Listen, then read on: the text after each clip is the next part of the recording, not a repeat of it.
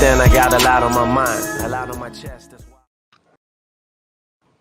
What's going on, everybody? Lloyd Jones with Midnight Comics and your host for the Indie Breakdown, the show where we break down your favorite indie comic book characters' power stats and abilities and get them ready for an indie versus matchup. So today we are moving into the semifinals. A little bit of housekeeping here, really quick, as I also make sure to share within the group.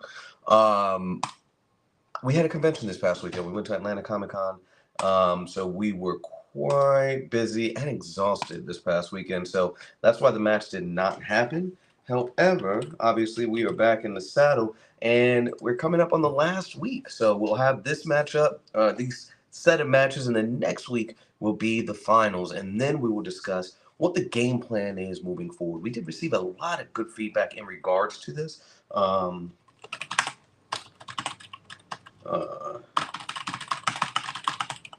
One second.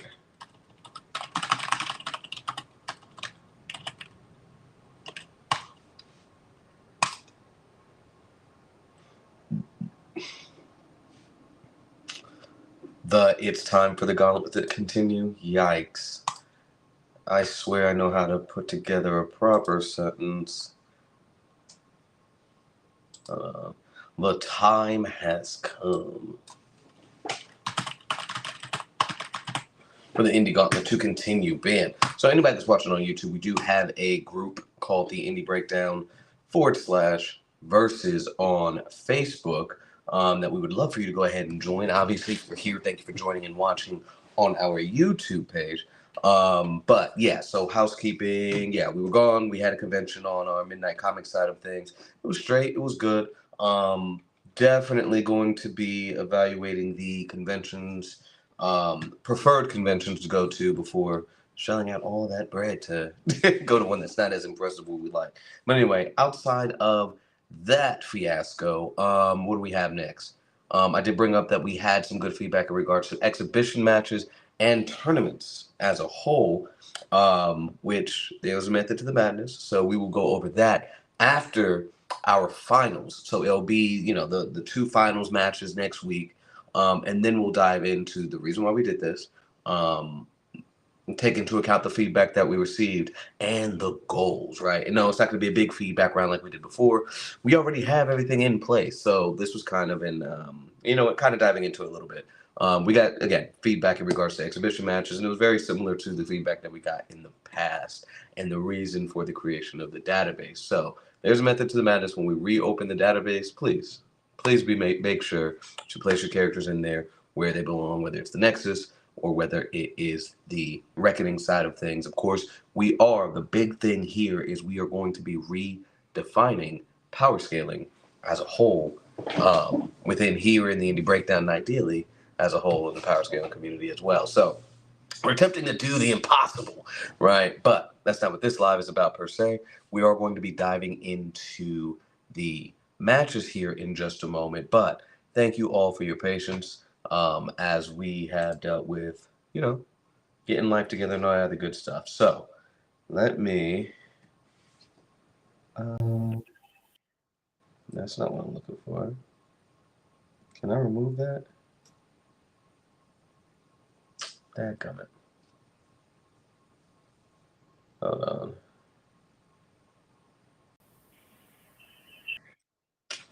Hold on.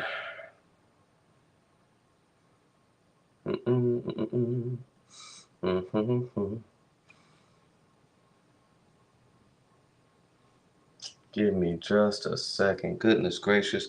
I had share screen. And we're going to go based on the amount of comments. There we go. So what we're going to do for anybody that is watching, how we're going to play this, how we're going to rock out on this is just like last week. What we're going to be pretty much doing is taking the post with the least comments and then working our way upwards. So first we have Omen by Spiff Nation and Bolt by Roscoe Glinton, followed by Solar by Thad Williams versus Gaia by Dre Burke. Then we have Grave by Dre Burke versus Black Bat by Power Gang. And then we have the ultimate matchup, Heartline Menace by Spiff Nation versus Gago by Chinadu Atlas Chukwuka. Gosh, I feel like I'm botching your name up, and I do apologize if I am. So, we're going to go ahead and start. Hope there's not an echo on you guys' end there. All right. If there is, please let me know. We'll go ahead and go about rectifying that. However, let's go ahead and get things going here. So, in regards to this, as stated previously, no outside help. There's no risk. There's no worries or anything of that nature. Fan votes and best explanation wins. As a good example for that, as I've always stated, and I will pull up the example versus Superman. All right, so I'm going to share my screen really quick. What I am looking for in the future, or really what I'm looking for, point blank, period. But I'm going to share this tab instead. Again, you don't have to do the dialogue, but I want for you guys to tell me or show me how your character would win, taking into account everything they can do, right? How would your character win? I'm not asking for screenshots like this. I just personally like to go above and beyond, right? But in this, right, I'm talking about, the characters looking around frustrated, and a pile of machinery and debris, breathing heavy, having decimated so many of the security. But give me an explanation as to what is happening, because these are like slick writing prompts, right? And if we're all just kind of constantly in our craft together and working together and telling some amazing stories just in house, man, like we're just going to become that much better together as writers, as storytellers,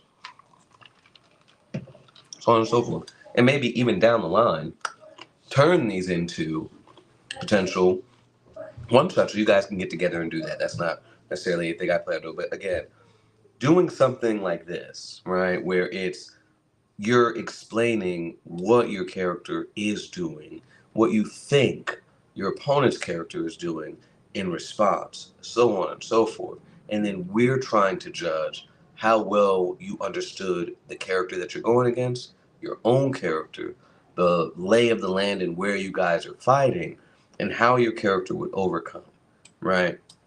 And even if your character doesn't necessarily win, again, it's the best explanation that win. So yes, your character would need to win. So scratch how I was going to word that. But yeah, the best explanation wins if you can tell us better than your opponent. That's where it comes in at. Not just, well, like obviously Superman is way stronger than Avorley. Way stronger, right? But what does she have at her disposal, whether it's the energy that she wields or, right, or utilizing her surroundings, the creativity of her power, so on and so forth. Give us more. So anyway, I don't want to belabor a point. Again, best explanation wins. So in regards to fan vote, currently Bolt is 11, whereas Omen sits at a 6. So let's dive in really quick. Again, in the rules, it says you must take the time to understand each other's abilities and take them into account in your explanation. So, did our contestants do that? Let's find out right now. So, in regards to the comment section here, and apologies if I sound a little low energy, this weekend was tough. Okay, and by that, I work overnight. So, I went to a convention from 10 to 7 and then started my shift and worked 8 to 9. 8 to 7 to be back up at the convention at 9. So, your boy is exhausted. So, if I don't have my same high energy and all that other good stuff, charge it to the game, y'all. Because yeah, I am a bit I'm a bit exhausted, and I know that didn't just happen. Where did my hold on? There we go. Boom. All right, so let's go ahead and get into it. So what we have here, going over to the comment section here, Ralph is like, let's go. It's gonna be a good battle. Boom, boom, boom, boom, boom. Let's see what the people think. All right, so we're reminded of Omen's abilities here. Let's go into that really quick. So he has core passive power. World collapse field. Omen generates a wide aura where enemies grow weaker and he grows stronger. Excuse me. Healing slows, buffs weaken, and spiritual pressure crushes weaker beings the longer they remain in his radius, which is 100 yards. He has a soul attack called Soul Shatter, a deadly attack that bypasses armor, shields, and durability to hit the enemy's soul directly. It can paralyze, drain, or permanently damage spiritual integrity. Void summoning, which consists of the tentacle portals, Omen opens portals in space around the battlefield to summon large void tentacles that grab, slam, or skewer enemies from any angle, including ceilings and shadows. Omen also has drone support, aka just essentially has drones, which he calls drones of the end. He's able to summon 10 to 20 steel grade drones that hover, scout, and fire laser blasts. Some can deploy force field nets to trap or drag enemies toward him. I know in the last battle it was clarified that this isn't something that he necessarily summons, it's just tech that he has at his disposal. So, yes, arguably he can summon it, but to get rid of any confusion, it's not summoning Gamabunta or something like that. It's just tech that he can sort of call forth, and it's only 10 to 20. So again, think Iron Man 3 where he called forth the suits and just spawn them out of nowhere. They've already been built, they've already been situated, and there's only 10 to 20 of them. He has something called Throne Mode, or Throne of the End. When summoned, Omen sits on a massive void throne. While seated, he cannot move or attack directly. He becomes protected by a powerful force field and defense aura. Tentacles and drones fight on his behalf in this case. So, the throne itself has what he calls a defense zone, specifically called the Red Sigil Zone. A glowing rune circle surrounds the throne. Any enemy who enters is automatically attacked by magical void spikes. Only high level speed, intangibility, or flight can evade it. Evade its 50-foot radius. Spiff goes on to bring up Omen would summon his drone and tentacles to deal with Bolt and sit on his throne and activate it, waiting for Bolt. Okay. So, okay, okay. Omen would summon his drones and tentacles to deal with Bolt and sit on his throne, activates it while waiting on Bolt. Okay. So, also, while you enter the 100-yard radius, you are brought into Omen's world and you become weaker and become stronger. Omen also has the ability to bypass any durability by attacking the soul and shattering it. He's killed superhuman level beings before with ease and teams of heroes with ease. He is the creator of the apocalypse. Okay. And then Omen has the durability of characters like the Silver Surfer, strength above characters like Superman, and all it takes is one hit from his soul shatter to destroy someone. All right. Roscoe retorts, not this someone. There is no soul to be shattered here, but it would cause some minimal damage initially. The results of that damage, and so on, may break Omen's own spirit or soul, realizing this wasn't what he expected from his most powerful move. And then we get a quote, right? Oh, are you ready now, or you want to try something else? This isn't even my final form. Okay, so we got a little bit of trash talking in there. So let's see if we get any actual further explanations from either side as to what this battle is going to look like, and how their character would overcome taking each other's abilities into account. Roscoe Smith says, if he doesn't have a soul, what keeps him intact? Because if energy is what keeps his body intact, then Omen can still do in that based off of him just being around him. If energy is what keeps his body intact, then Omen can still do it based off of just being around him. Well, based on the explanation, it's not an energy thing based on what you put, because it's got to be a deadly attack that bypasses armor, shields, and durability to hit the enemy's soul directly. So if the character doesn't have a soul, Soul Shatter is out, which reminds me of when we talked about Absolver versus Hopebreaker, where since there was two beings in it, the argument was just we've only ever seen it work on one person, and we don't know the adverse effects of there being two souls within one body and how the soul works and stuff like that. So bringing that kind of discussion over, since Omen and Hopebreaker are in the same realm, I would dare say that we can't ignore that fact that this is something that directly attacks specifically the souls and not something that is an energy situation, right? He is not a human. He's made something other. And if I'm not mistaken,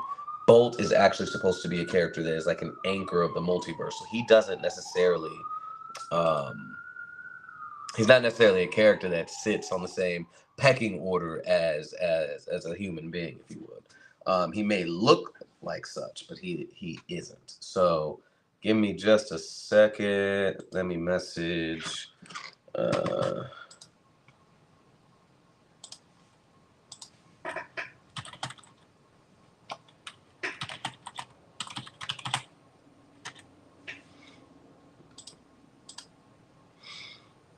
2 seconds, y'all.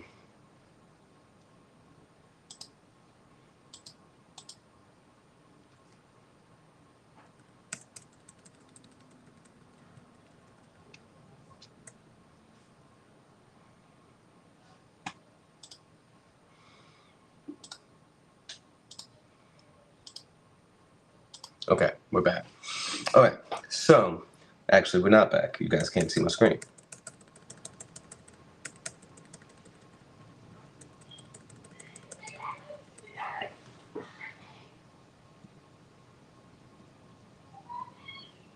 Come on. I'm so sorry, y'all.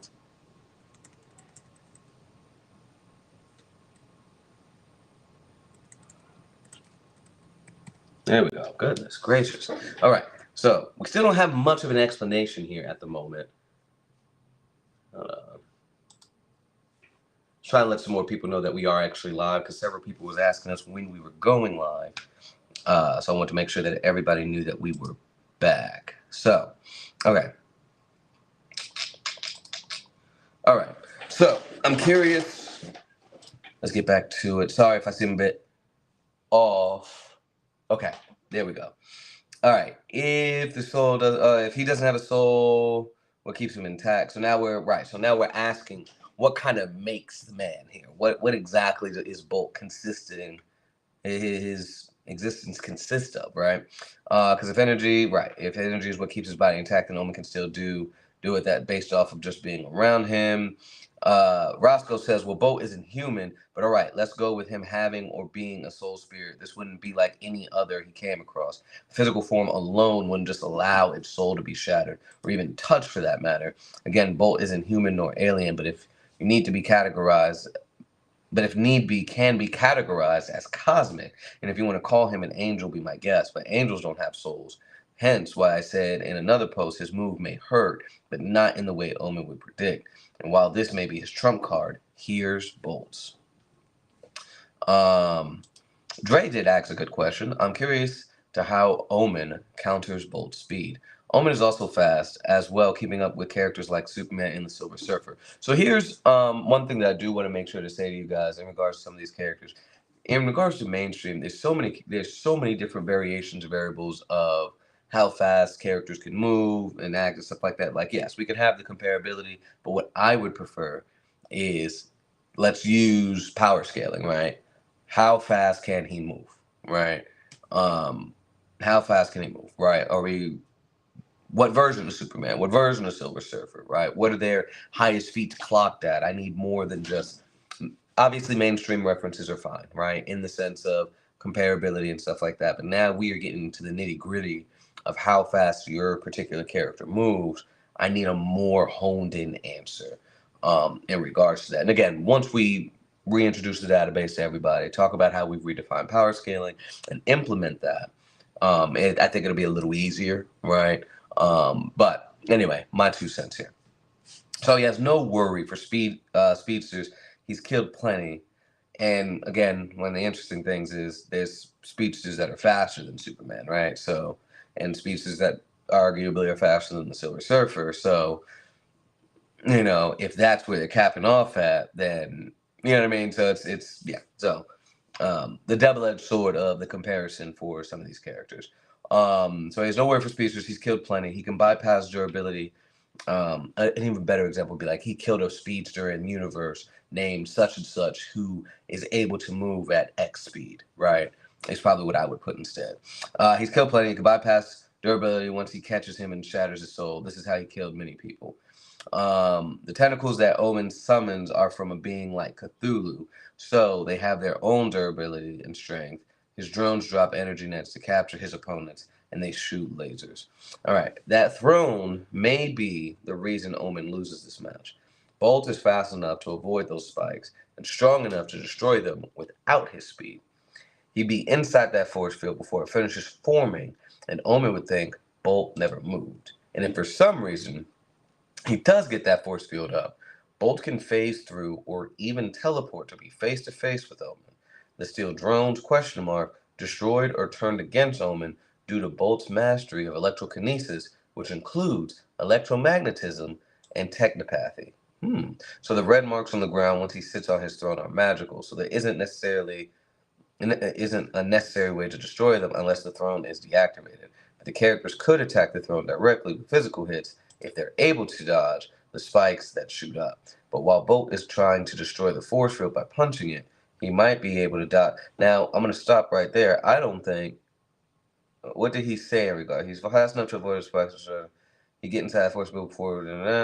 And for some reason, he does get that force field up. Bolt can phase through or even teleport to be face to face. So he didn't even bring up anything about punching his way in. So even this retort is like, And again, this isn't what I'm looking for, everybody. What I want is, all right, Omen versus Bolt. Bolt is going to do this and da da da da da da da. If Omen or when Omen does da da da da da da da, then Bolt would do X, Y, and Z, like a whole thing taken into account. And we really are trying to get to the point where we're just judging storytelling, right, and what we're paying attention to. But again, I'll keep reiterating that throughout because anyway. So back to this. But characters could attack the throne directly. We was at something about punching it. Could attack the throne directly with physical attacks if they're able to dodge the spikes, shoot up. But while Bolt is trying to destroy the force field by punching it, he might be able to dodge the magical spikes. But Omen will be summoning the tentacles at the same time to grab or slam Bolt. Omen is also quick and has killed speedsters before. He is the creator of the apocalypse because he's massacred teams of heroes and villains like it was nothing. And since Bolt is in the 100-yard dome, he won't be as fast as he normally is, which Omen can then do what he did in the first fight and mask.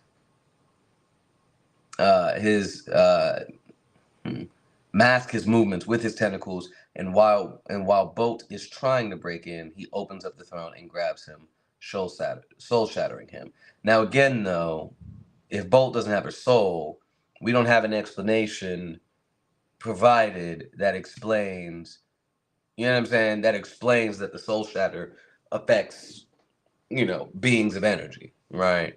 He doesn't have a soul, so that doesn't necessarily work. The tentacles of Cthulhu may be unfathomable in size, but Bolt would make that thing never want to show up for Omen again.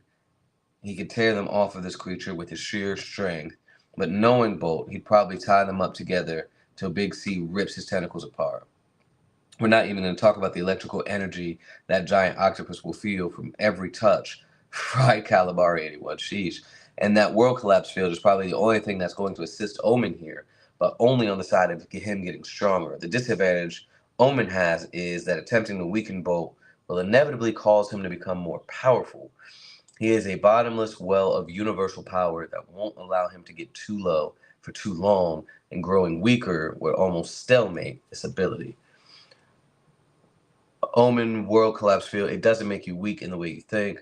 Within Omen Void Breaker's 100-yard aura, enemies immediately begin to feel the effects. Their speed drops, healing slows down, and any active buffs or enhancements wear off faster. Both the physical strength and spiritual energy output weaken the longer they stay in it.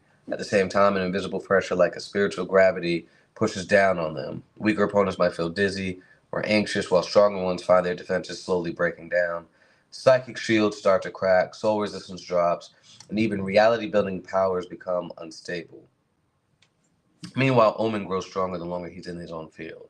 His strength, speed, and durability subtly increase, and he begins to layer his aura like armor. Most dangerously, he gains a perfect lock on his target's soul, making his soul shatter attack almost impossible to dodge once fully charged. All right, not fast or long enough over time. You'll need millennia. Spiritual pressure, what's that? Like gravity to bolt. Uh, Omen's plan to make him weaker, or essentially make him stronger and deadlier. For even trying, any psychic shields disrupted will release more knowledge of who and what he is to himself. Your power was already my power, but never mind. But never mind that. Okay. And then Roscoe says, Soul Shatter, this is the ability that may hurt the most. I say that because Omen would have to use this in combination with his world. Collapse field, Bolt isn't like any other being across the cosmos or the multiverse, far and wide. He doesn't have a soul to say a spirit. A spirit maybe, but that just may be what we call energy. And that energy is everywhere. Not saying this won't affect him, because I will give the benefit of doubt with this ability, but it won't be as soul-shattering as you think. Omen doesn't need to overpower Bolt physically. He just needs enough time within his 100-yard radius to lock onto Bolt's soul signature. Once locked on, Soul Shatter targets Bolt's essence, not his energy or strength or invulnerability.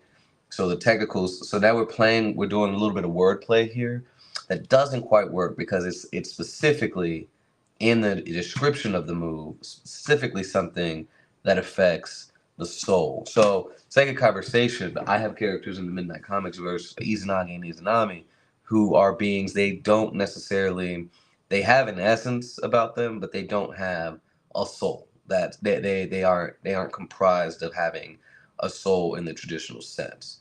So this move wouldn't work on them either. But although they do have spiritual energy that they're able to pass that off, and it's the power system in the Beloved called Essence. Think of it as a life force, but not a soul, if that makes sense, right? Even Dragon Ball, I'll use that because that's something that the community at large is very much more familiar with than anything else, right? But when you have a character like Tien that uses his life force to add power to the tri-beam, right? He's not destroying his soul while doing it, right? And so beings can have a life force and no soul, right? So even Vegeta used his life force in his final explosion technique, but that didn't destroy his soul. So when we start talking about essence and life force and stuff like that, there's got to be a means of being able to differentiate. And one of the things, like I said in previous matches, I like to make sure that we equalize things. So if he says he doesn't have a soul, then that's out. He doesn't have a soul to speak to, but he may have a spiritual life force, not the traditional soul, and what have you like that. So I would like, if Roscoe, you happen to be in here watching, to elaborate a little further on how or what Bolt is comprised of for our knowledge, in regards to this, just to make sure that we're not explaining this incorrectly. And of course, if you're in here and would like to elaborate any further on any of the, that storm is still just rumbling in the background. Anything that you would like to add in regards to what's going on or how an ability works for your characters, please, give us some more insight. But yeah, Bolt isn't like any other beings. We already read that. We already read all that. All right, so Omen doesn't need to overpower Bolt physically. We just read that. Omen sees. Oh, no, we didn't. No, we didn't. Essence, not his energy stricter. So the tentacles would be trying to grab Slam. Omen sees an opening as tentacles are creating a blind spot for him. Okay, we're going to start over because I don't think I read the whole thing, man. So Omen doesn't need to overpower Bolt physically. He just needs enough time within his 100-yard field to lock onto Bolt's soul signature. Once locked in, Soul Shatter targets Bolt's essence, not his energy, strength, or invulnerability. So the tentacles would be trying to grab Slam and keeping Bolt busy until Omen sees an opening as tentacles are creating a blind spot for him to rush Bolt and hit him directly with Soul Shatter. I think he's riding a lot on this Soul Shatter technique here. But let's see what Roscoe says to this. Let me give you a glimpse of Bolt's speed. On Earth, without damaging anything, there are no blind spots. Even if Bolt was blind, he can sense movements before they happen. Those subtle moments and movements that we don't even notice will be seen and felt. Time moves differently for him than it would for even a time manipulator, a form of reality bending. He did share a link. Okay, so it's showcasing the scene, but that's in the classroom.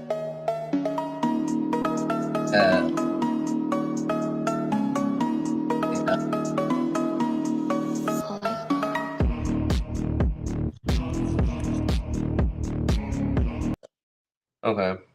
So he said he won't be getting that set time, and based on that statement, Omen would seem to need more than a few seconds at least. He's going to be busy with these hands, feet, knees, and elbows.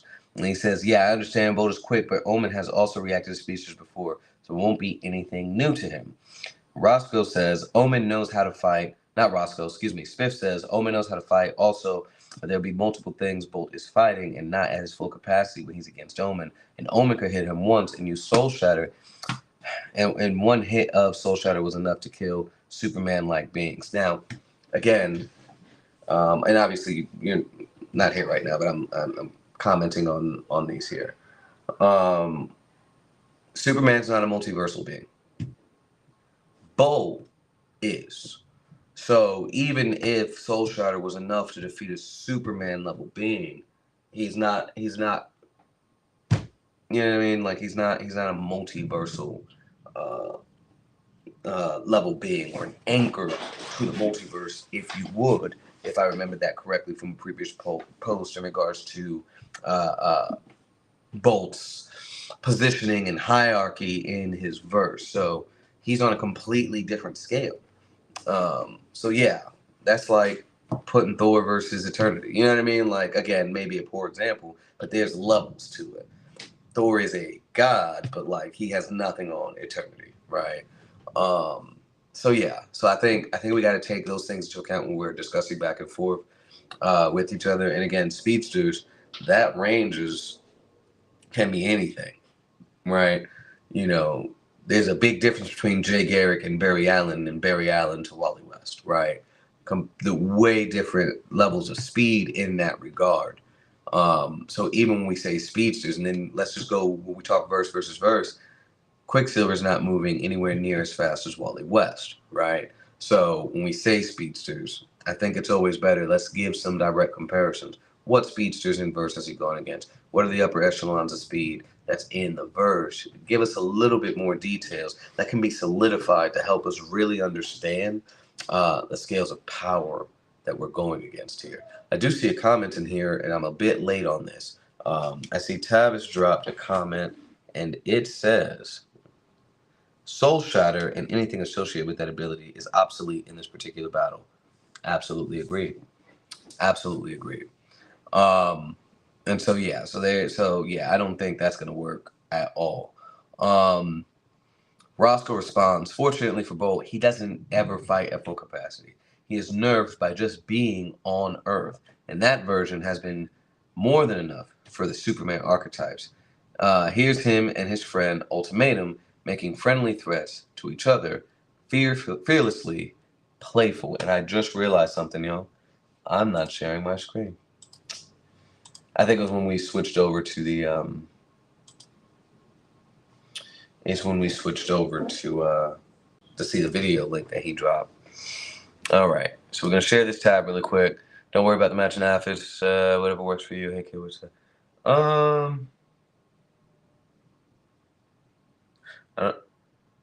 Anyway, I hope you were listening to this. If you fail to comply after the play, all right. So they're just talking. Okay, I thought we were gonna see some feats or something. And so here's the good thing, right? Now we're talking about a bolt that's not nerfed, right? We're talking about a bolt that, because they're on the precipice. So if he was nerfed on Earth and he's been operating, and to my assumption, based on what this last thing I've read so far, he's operating with this nerfed mindset, not realizing that they're on a whole nother planet. And we was talking about him being nerfed and he could still do all these things we've talked about. Him being on the precipice is going to be a problem for Omen here.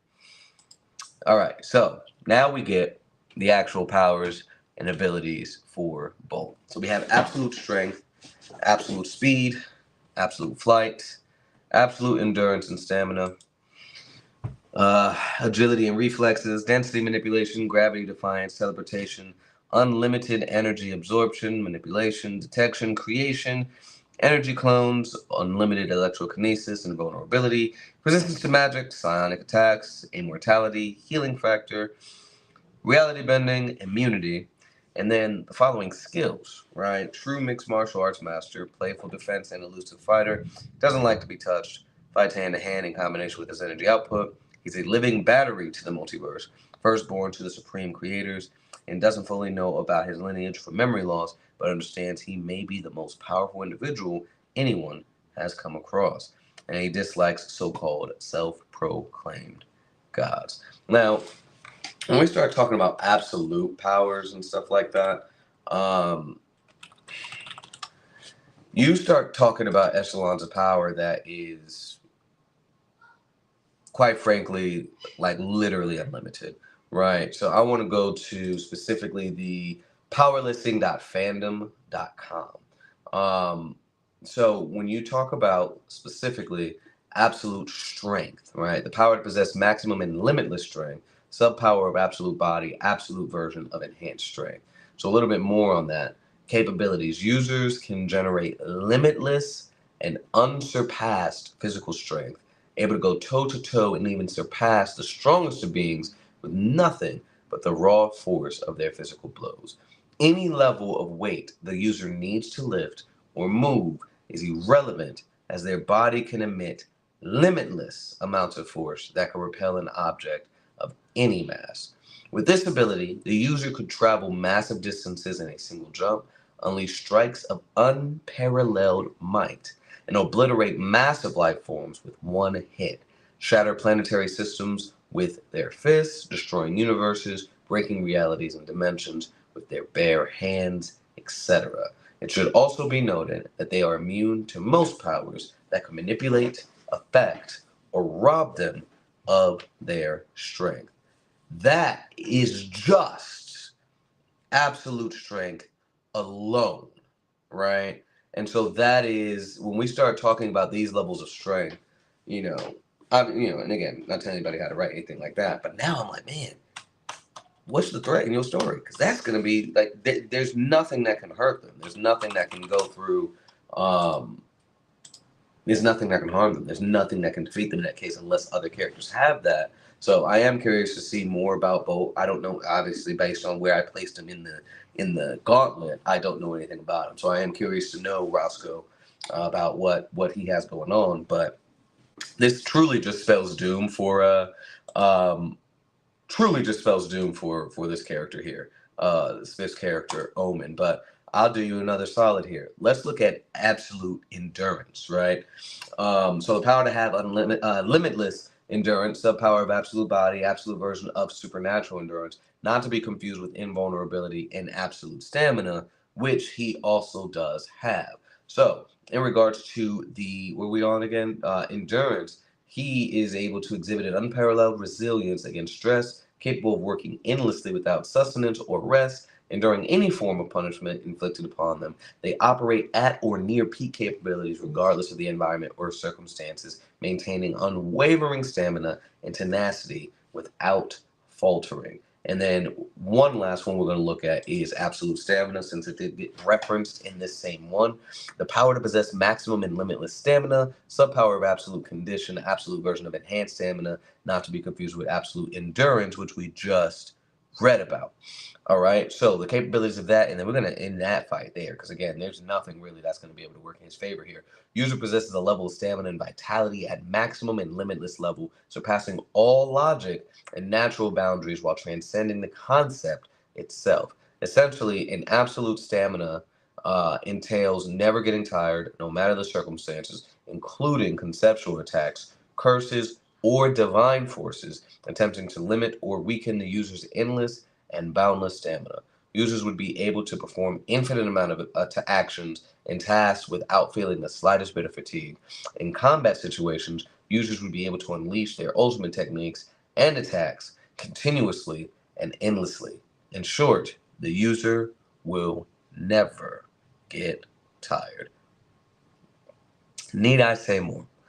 When you have a character, we don't even have to dive into his specific power set of teleportation and unlimited energy absorption and energy clones. So you're finding a bunch of energy clones that hypothetically could do the same thing. There's nothing in Omen's kit that's stopping somebody with absolute strength, speed, flight, endurance, stamina, agility, and reflexes. and he's got density manipulation. Like that's, yeah, no. So yeah, I think we're gonna have to stop that one there. I think we were near the end of the comment section for that one, but yeah, guys, unfortunately for Omen, he's going against a being, and you know, when we looked at his powers before, talking about bolts, like I did see the absolute strength and stuff like that, but I don't think it clicked. Me and Tosh was on a walk the other day, and we were talking about it, and it was just like, oh, wait a second, he has absolute anything. This match, a lot of the matches currently, his opponents might be cooked. So the rest of the comments really quick because it's not that much left. There's still, yeah, it's not that many left.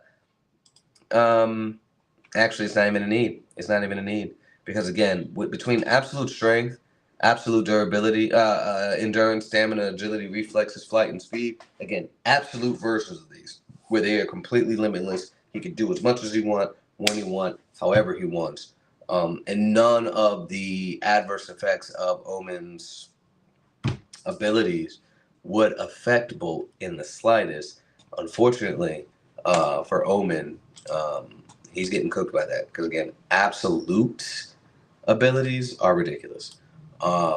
So heading to the finals this time, ladies and gentlemen, heading to the finals, we have none other than Bolt. While I'm upgrading or updating the brackets here, let me know y'all's thoughts down below. And I say down below, but in the comments section here. And let me know if that's who you guys would have chosen. So what we're looking at right now, here is the low tier battles, which isn't really low tier battles, if you would. Yeah, so next up, we're going to figure out who's going to win between. We're going to go to the high tier really quick because, again, we're going in order based on the number of comments. So next up is going to be Solar versus Gaia. So that's where we're going to be at here. But yeah, in regards to that fight, you have characters that have absolute anything, absolute strength, and all that other stuff. It's game over. It's game over. There was one absolute ability. So we do have another thing that we were doing. It used to be on our Patreon, but it's something that we are doing in our Countdown to Midnight group, and it's called our Community Character Creation Nights. And so in the past, we created characters. We created a character that had something called absolute weaponry. And again, this was just a fun, randomized thing. Community created the character. And the idea is the character that gets made. We wanted the characters that are in the background of our Midnight Comics titles to be populated by the fans, right? So that they can be like, hey, I made that character, and then you're forever immortalized. Like, oh man, if that character actually got involved, man, he'd be able to do boom, boom, boom, boom, boom, boom, boom, boom, right? So we made a character that had absolute weaponry. And so, sake of conversation, right? That weapon could hit. So we'll use Bolt as an example, right? Or Beerus or Zeno or whatever, right? But he would hit his opponent in the present, one right in front of him. And let's say this version of him is invulnerable. With absolute weaponry, it would hit him where he is most vulnerable, whether it's in a different time or verse, and it would affect. You know what I'm saying? And so when we start talking about absolute strength and stuff like that, man, those are, we want to talk about broken. That power set on any character, and I'm trying to remember what characters in any fandom has that.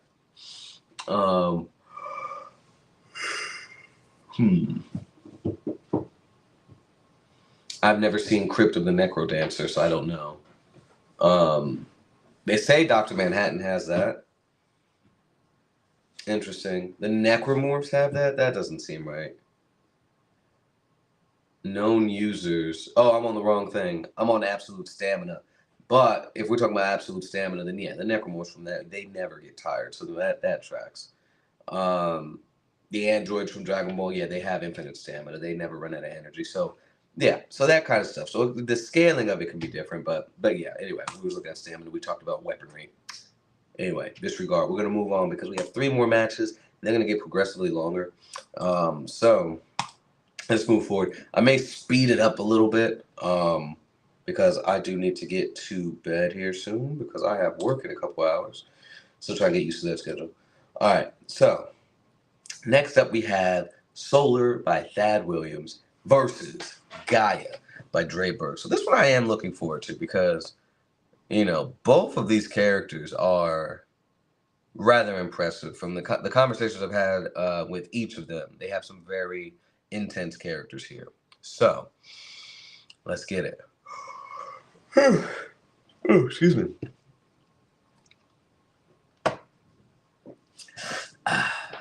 Excuse me. All right. So let me head on over to the database. Nope, it's not a character in the database. Let's maybe I'm overlooking it, but I don't see Gaia in the database. Gotta get a little bit of education on the environment of the precipice. Gaia, dang, already. She reminds me of a character I had once. Most definitely, man, I was just poking fun. She does have a laundry list of abilities. I'm really going to have to strategize here. Like both characters read on them, both, but Solar the Sovereign. All right, where's the explanations at? Her real name is Anvika. So Dre says her real name is Anvika Whitney, aka Gaia, aka Daughter of the Earth. Age, question marks, we don't know, appears to be 17 years old. She is 5'9", 190 pounds, and that can vary. Nationality, essentially, she is literally Garden of Eden, where she is from. Powers and abilities: telekinesis, geokinesis, density control within geokinesis. Density control is a key aspect of advanced geokinesis. It allows the user to increase density, making objects incredibly hard and durable, like creating a stone fist or a diamond hard barrier. It can decrease density, making objects lighter and easier to manipulate, or even creating a sandstorm effect. Change the state of matter, turning sand into glass, or perhaps even manipulating the density of lava. She's able to control the weight and mass of Earth-based objects and can sense anything in contact with the earthly element. Alloy manipulation can control and shape any element found on the periodic table that is found in the soil, and can control diamond or any element from any nature-based world. She has a gifted intellect, supernatural endurance. As long as the very concept of nature exists, so shall her strength. Expert hand-to-hand combat due to her being able to study and see all movements throughout human history that took place on the ground.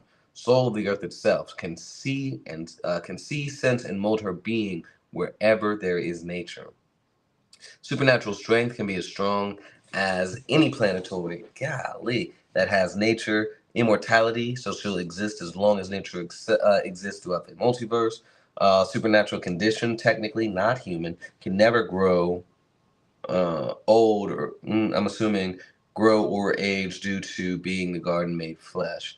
Chlorokinesis, regeneration, can heal from most wounds quickly and can regenerate almost instantly if she is near, on, or touching an earth-based element, i.e. water, dirt, sand, rock, lava, plants, etc., not to include atmospheric elements. She can astral project, has toxikinesis, animal empathy, so can sense all animals and calm them of rage or sickness, including mankind.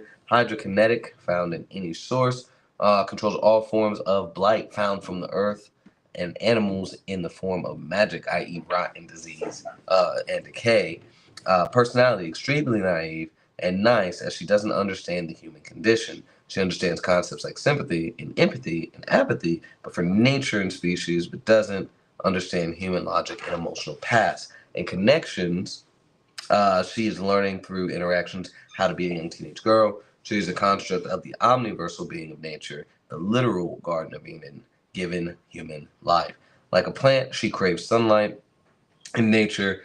She hates shoes, and she feels it blocks a deep connection with nature. She hates conflict, but will do what she can, or what she must rather, to protect nature and all animal life, including mankind. She is Dempsey to a fault, as she doesn't perceive ill will towards herself, unless it is through physical violence. She cannot control the wind or electricity or fire outright, but can cause sandstorms and lava, and can use geogravitational forces to break apart mountains and spin them like tornadoes or hurricanes. She is carefree and open-spirited and loves nachos. Her abilities are extremely sensitive to her newly found emotional state.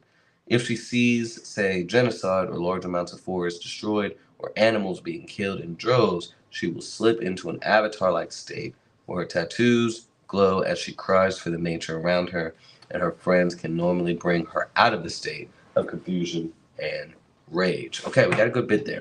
All right, so that says Solar starts the battle with his Fortarian spark, scanning and analyzing this unidentified location called the precipice. He begins to make decisions on and adjustments based on the information that environment provides. Terrence says, I will go with Solar. Nice. You okay, Mama? Yes, ma'am. All right. So Dre says his opening plan. She would notice that she feels a strange wavelength coming from this world. Toss me one. Yeah, give me one. Coming from this world due to the soul of nature ability, which allows her to tap into. Wait. She would notice that she feels a strange wavelength coming from this world. Give me a cookie. Mm-hmm. That she's also in close proximity to. This means the precipice. I had stopped myself midway through. We're going to start that over really quick, okay? So, opening plan. Is there no more? What? Okay. Thank you. All right. So she would notice that she feels a strange wavelength coming through the world due to the soul of nature ability, which allows her to tap into any planet or planetary that she is in close proximity to. This means the precipices, though the share of wavelengths being on one of them will give her the ability to sense all of them, tapping into minerals and elements that Earth doesn't have, which has already been stated by the creator of the precipice to be richer in minerals than Earth, and all the minerals to be stronger and more dense than Earth's. She would enforce her body by shifting her density as she does not know what Solar can do, make herself as hard as she needs to be, being that she is on this world. If she was on Earth, she only has Earth at her disposal. Unless she has touched another planet, then she could use the minerals from that world.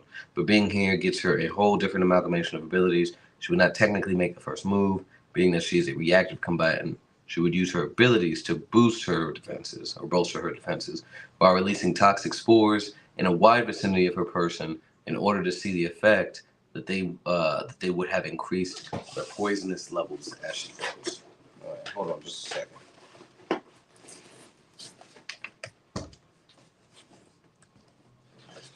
2 more seconds.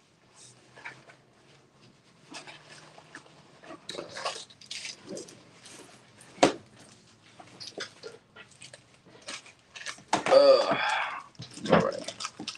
So, if the poison and toxicity in the air don't work, then she will then go on the offensive, analyzing every expression and micro detail that Solar makes, and she would be able to sense him anywhere, much like a plant to the sun.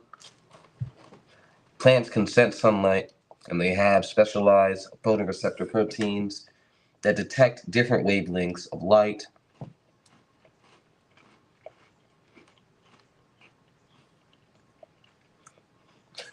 Sorry, y'all.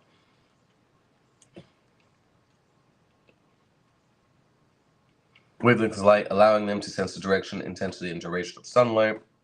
This sensing is crucial for phototropism, where plants bend towards light to maximize photosynthesis and other growth responses. Hold on. Need a small snack because your boy is hungry.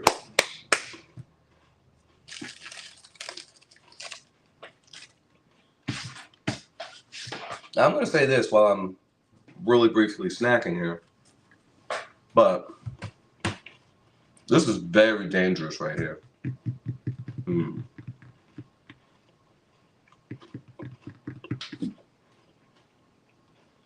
Because I don't think there's enough in, and we'll read a little bit more, but I'm not sure there's enough in Solar's arsenal. I think this is a bad matchup.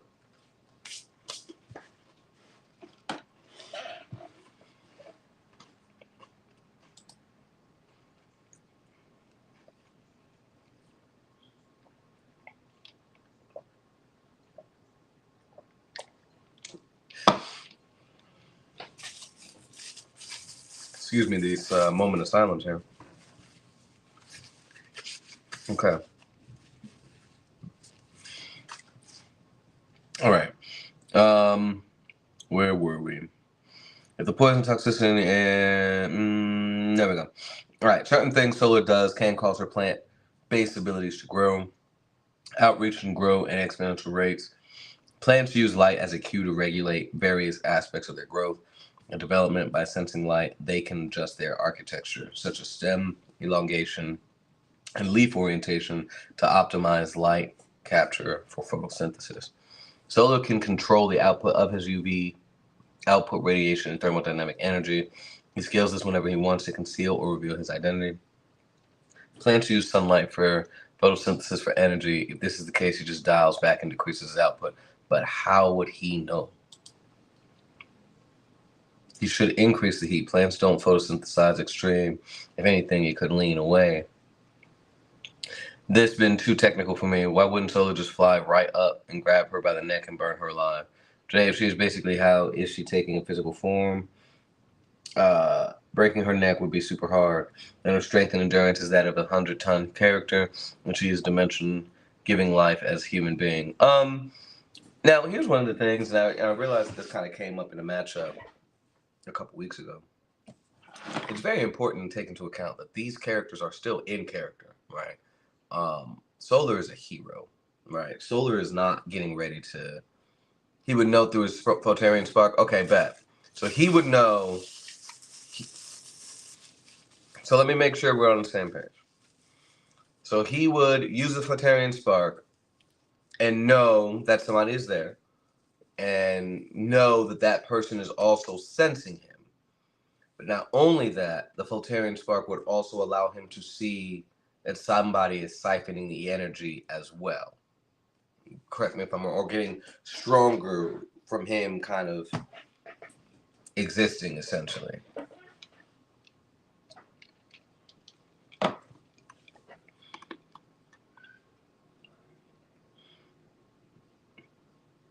Let me know.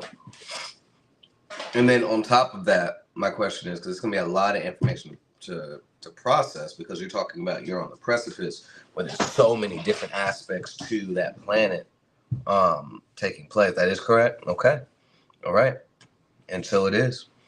So then he says, yep, through the Flotarian spark, Solar begins to scan the precipice's molecular footprint, and through Flotarian analysis, he detects the immediate difference in the mineral composition of the new terrain. Flotarian's life eye grows brighter. He quickly figures out that this is a heat versus earth threat. Any potential earth powers, be it stone, rock, mountainous terrain, Solar understands that his heat makes stone susceptible to breaking and shattering. This poses a big threat to Gaia's hardened exterior. Solar's thermodynamic output in an earthly environment could vaporize any moisture in the soil of the terrain. If the minerals are much more richer than Earth, then Solar will receive a power boost by default. Minerals and precious metals in the ground act as a conductor even when the UV rays from the sun aren't shining directly on him. If the precipice has such a rich assortment, then the energy that Solar can use as a conductor will also be upgraded too. These are good explanation, guys. I dig it.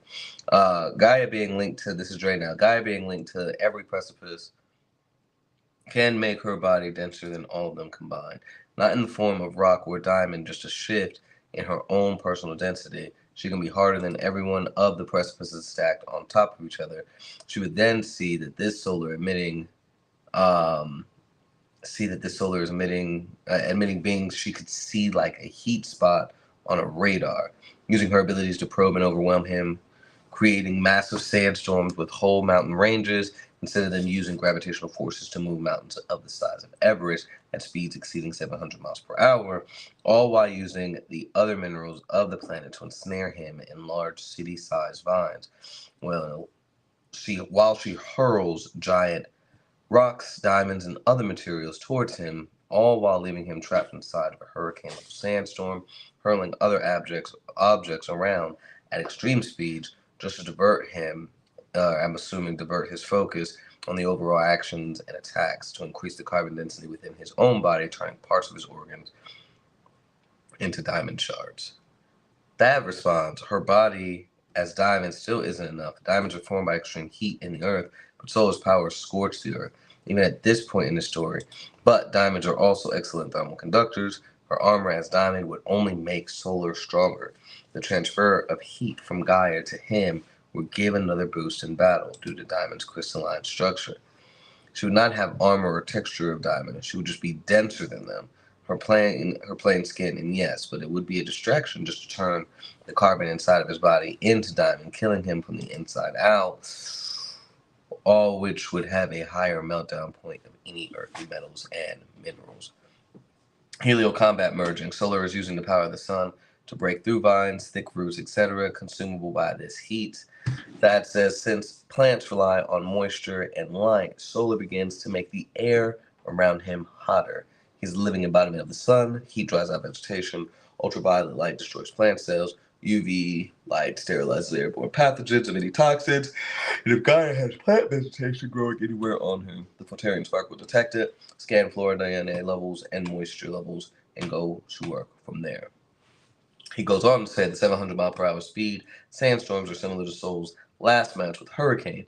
This is elemental warfare. The Photerian spark analyzes heat vacuums, patterns in velocity, and turbulence. He is also able to identify ionized sand particles from the storm, allowing him to formulate a plan.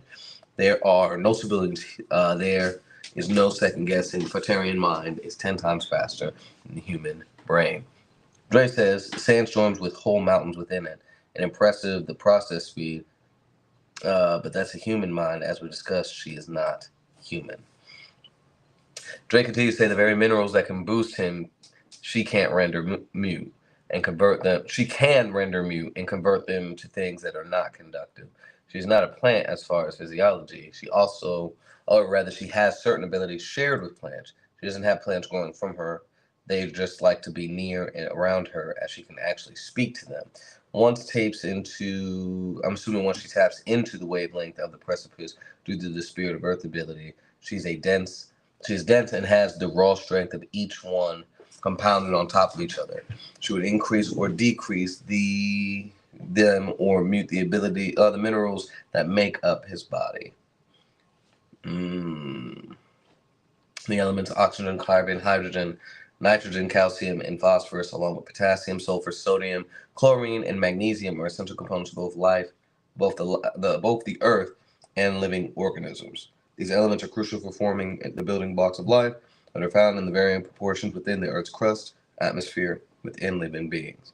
She can bend the elements that make up solar energy, like hydrogen and helium, with trace amounts of other elements like oxygen, carbon, nitrogen. She can even render them mute and can transmute earthly elements like those named above. Not to mention the vast durability and strength while on this particular world would put him leagues above him in strength, endurance, and durability. That response, boosting the environment just through these rich minerals, being a conductor, gives Solar exponentially more strength than he would have on Earth's soil. But though my guy Solar gets a boost, Gaia can actually outright control and shift and transmutate them and render them mute for him. Man, okay. A lot of good back and forth. A very technical match. Here is the problem. If she can change or manipulate oxygen, hydrogen, the very elements in that sense,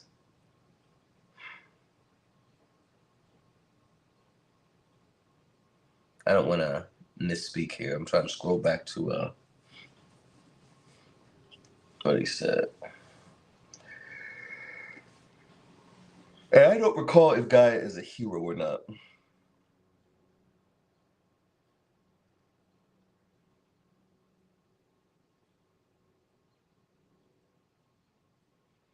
There we go.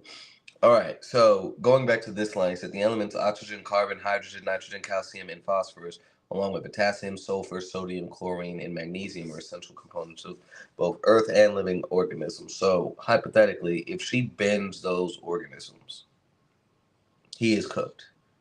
Now, my question is, would she do that is she a hero and would she do that? Because if she's able to do that and push comes to shove, it's not really much. And then I'm pretty sure if I remember correctly, in regards to the explanation of the precipice is connected to, there's one in every verse, essentially. And so what Dre is suggesting is the fact that because of her connection to nature, because of her potential ability to connect to the precipice, that allows her to harness the powers of all of the versions of the precipice that are out there, because they are all the same. They all take up the same space, but they are in different universes so that it works for everybody, as explained by Ahmad, who is the creator of this location. So with that being said, you're talking about damn near infinitely stacking your strength, and not only stacking the strength, but you're also talking about being able to manipulate the elements that are a part of life itself. There's not enough. Let's look at the rest of Solar's moves here before we say for sure. Um, Come on, Monder. Let's look at the abilities. We'll just look at the whole form here. We'll look at the powers and abilities. There it is. Solar energy manipulation. Solar can create, shape, and manipulate internal and external solar energies, the electromagnetic waves, and intense heat emitted from all the sun's energies, um, including light, heat, fire, nuclear plasma, which grant him great power, capable of channeling personal electromagnetic and thermodynamic forces, enhanced senses, hand-to-hand combat, heliokinetic combat merging. He's got flight, gliding, levitation. He's got his power suit, which absorbs electromagnetic waves, recycles the intense heat emitted by the sun. Use metal in the periodic table as thermal conductors, which we talked about, and then we just talked about the Protean sparks. So, yeah, unfortunately, love you too, princess. Unfortunately, with that move set versus his move set, I don't. Solar is a very impressive character that got placed in a horrible matchup. Because I dare say all the rest of these matches, like sake of conversation, if Solar went against Blitz, I think Solar's winning. Solar went against Hurricane. He won that. I think Solar would have taken out Judah's Lion King, but I think Gago and Heartline Menace might be where we might start running into issues. But regardless, this was just a bad matchup overall for Solar to be in. Because again, if she is able to literally manipulate hydrogen, carbon, nitrogen, all that other stuff, and really could siphon that or weaponize that within your being or all around you, there's no heating up to fight against that, right? So I'm gonna go as far as to go ahead and put the verdict that I think Gaia would win that fight. But, as we get ready to talk about these next battles, the problem's gonna come in because I don't know if she has what it takes to take on Gago or Heartline Menace, depending on who wins. Regardless of who wins, I don't know if she's gonna have what it takes in that regard. Excuse me. Yeah, guy, respect Lloyd. I was fighting for my life, bro. And you know what? Y'all's match, and in these matches that we're about to go in, man, I love the back and forth. I love how much information you guys have been providing, and diving into this and stuff like that. So yeah, you were fighting for your life. That was a unfortunate mismatch for you. A very unfortunate mismatch there. But again, as we continue to learn about each other's characters, stuff like that, mismatches won't happen as often, I hope. So yeah, give me a second. Let me go ahead and reshare my screen because we are on the next matchup here. I do need to. I don't think I have anything loaded up here. I was gonna say maybe a commercial or so. Yeah, I need to dip out for like 2 seconds. Okay. What I'll do, I'm going to.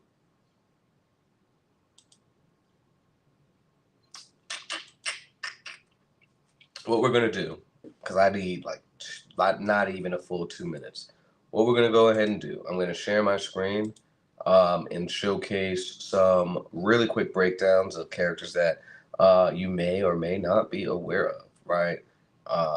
And so while those play, I'm gonna disappear for like 2 seconds. Um, bro, come on, bro. Hold on.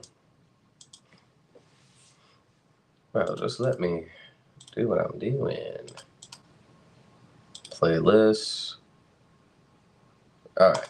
So I have a How Strong Is series. So bear with me just a moment. I'm going to mute this. We're going to share this tab instead so that you guys can see these amazing characters really quick. In a gang war. Though most Like have the that. durability, speed, and strength of the average human, their powers give them the necessary edge to make this group of teens a force to be reckoned with. First up, we've got Quan, aka the Alpha Leader. With his shadow manipulation abilities, he's able to mold his shadow into different shapes, using it to create a shield, able to withstand gunfire, leap tall distances, and even shape it into a humanoid form to attack his opponents. Mike, aka Kilo, can change the density of himself and anything he touches, allowing him to jump up tall buildings and off of them without causing damage, even changing the density of crates and vehicles with no struggle. Next up, we've got Little B, aka One Lung. He is able to radiate varying levels of steam from his body, and he has used this ability to burn guns out of people's hands and fire steam strong enough to launch someone into the air and pin someone else into a tree.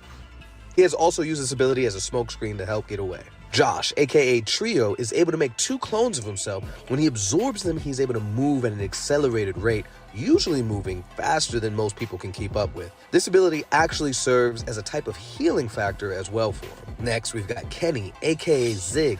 He's able to turn into electricity and is fast enough to easily catch a speeding vehicle, able to create at least 7 sentient constructs of electricity, and has an uncontrollable ability to send people to a different dimension. Next, we have Curtis.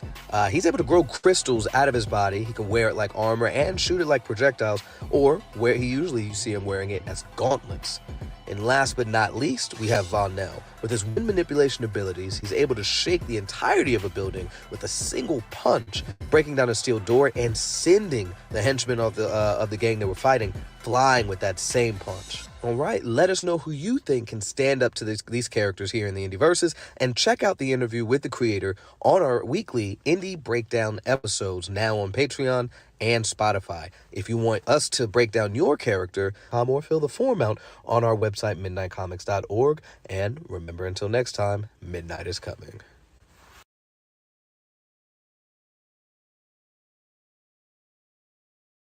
From powerless citizen to the symbol of hope for Nickel City, Black Bow vows to end the corruption of his city and sets his sights on ending corruption in the world as a whole with the ancient powers of Anu. So Black Bow in base is at peak physical strength. When he taps into the powers of Anu, his strength... Right. I'm back. Alrighty. Thank y'all. Let me get my screen back together. Wow. There we go. Close that out. And of course I realized that it's lagging, hence why we switched over in the first place when we tried to do the live a little while ago. So now that we're back, we're going to be discussing another character by Draper, Grave, versus Black Bat. So by the Deadly Adventures of Power Gang. I just kind of put Power Gang for short here. Of course, much like previously in all the other battles and what have you, all these battles are taking place on the Precipice, a location that has been created by none other than Ahmad Kumasi, who was a part of this group. He has dropped explanations as to what the Precipice is, what it holds, what it entails. We did in the initial post as well when we were setting up the tournament in the first place. Remember, fan vote and best explanation wins, as I explained at the beginning of each of these. And the idea is that you guys are essentially, we're providing you with a type of writing prompt, a very basic one. We've given you a location, we've given you the stipulations and a scenario, if you would. Random encounter takes place on the precipice. They're going to fight each other, death or KO. And then you guys kind of take it from there and go, right? So learn about each other's characters, man. That's the whole thing. Let's learn about the characters and let's just go from there. So, and you know what? I'm not going to hold y'all. I think I'm going to call it here before we dive into this. I am so exhausted. So what we're going to do, I will go live again tomorrow to dive into Gray versus Black Bat and then dive into that final match of Heartline Menace versus Gago. That's what I think we'll do. Because right now your boy's on fumes. And I think these matches definitely deserve a little bit more energy and a little bit more undivided attention, if you would. So we're going to call it here in regards to that. Please visit the website and get to know each other's characters. We do have some neat images and stuff coming out. Avery Easter posed a really good question the other day in regards to, is there a central spot for links and pages stuff to buy certain things? So what I am thinking about doing, specifically for those that are in the database, in that same support section, I'm probably going to try to get that information from each of you guys, or if you're in the database and you're watching this, go ahead and send me the links to either your website where people can buy your books, or if you don't have a book yet and you're the Nexus side, head on over, all the same, and provide us with your social media or anything of that nature where people can still support and get to know more about your characters. I think that'd be fantastic. So it'll be on the same section where the $1 challenge was, but I think that'd be pretty freaking neat to actually have a full legit database where people can support you guys. So anyway, there's that. We will call it for right now. We'll be back tomorrow for those last two battles. Thank you all for tuning in. Thank you guys for joining us as we attempt to redefine power scaling in the indie world. And yeah, we'll tune in tomorrow when I'm actually off from work. Tune in tomorrow as we go over these final two battles. And dare I say, tune in Wednesday where we will actually just kind of live go over the final matches and cross-reference everything we know about those characters. But anyway, with all that being said, thanks for tuning in. And remember, until next time, midnight is coming.